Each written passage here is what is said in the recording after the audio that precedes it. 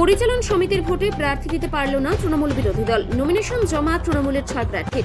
অন্য কোনো নমিনেশন জমা না পড়ায় তৃণমূলের 6 জন প্রার্থী জয়ী। পূর্ব বর্ধমান জেলার জামালপুরের জৌগ্রামে তেলে নুরি জুনিয়র হাই স্কুলে পরিচালন সমিতির ভোটে প্রার্থী দিতে পারল না কোনো বিরোধী দল।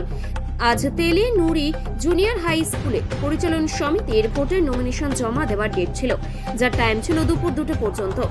দুপুর 2টা পর্যন্ত দেখা যায় 6টি পদের জন্য তৃণমূল কংগ্রেস ছাড়াও আর অন্য কোনো দল প্রার্থী দিতে পারেনি।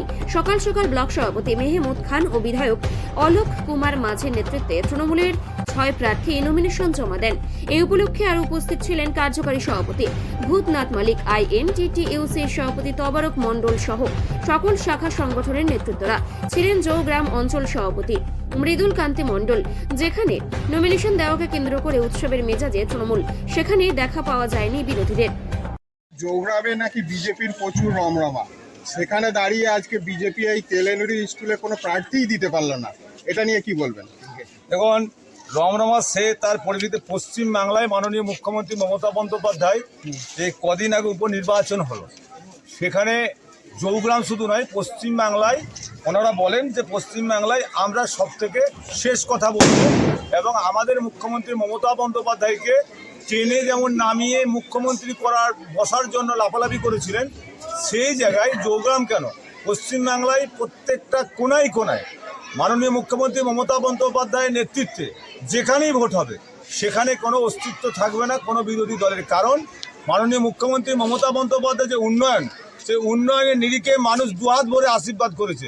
সেই জন্য জৌগ্রাম কেন, জৌগ্রাম তেলেনুরি যে জুনিয়র হাই স্কুলে আজকে যে নমিনেশন ফাইলের ডেট ছিল, এখানে কোনো বিরোধীরা, এবং আমরা দেখেছেন যে এক সময় যখন এই পঞ্চায়েত নির্বাচনে বিরোধীরা অভিযোগ জানিয়েছিল যে তৃণমূল কংগ্রেস নাকি ক্যান্ডিডেট দিতে দেয়নি, এবং আমি এবং বিধায়ক আমরা দাঁড়িয়ে থেকে তাদেরকে নমিনেশন ফাইল করিয়ে দিয়েছি, এবং এখানেও বলেছিলাম যদি কোনো বিরোধীরা নমিনেশন ফাইল করতে চাই, এবং বিধায়ক আমরা দায়িত্ব নিয়ে বললাম যে আমরা গণতন্ত্রকে বিশ্বাস করি, আমরা দাঁড়িয়ে থেকে নমিনেশন ফাইল করিয়ে দেবো, কিন্তু কেউ আসেনি।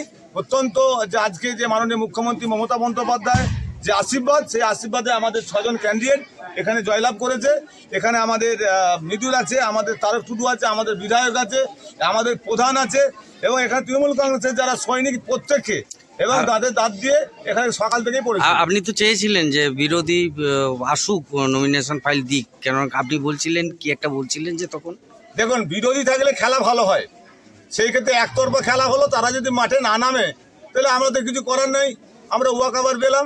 সেই জন্য আমরা চাই যে কোনো খেলাতে বিরোধীরা আসুক, আমরা একসঙ্গে লড়াই করে একসঙ্গে খেলে আমরা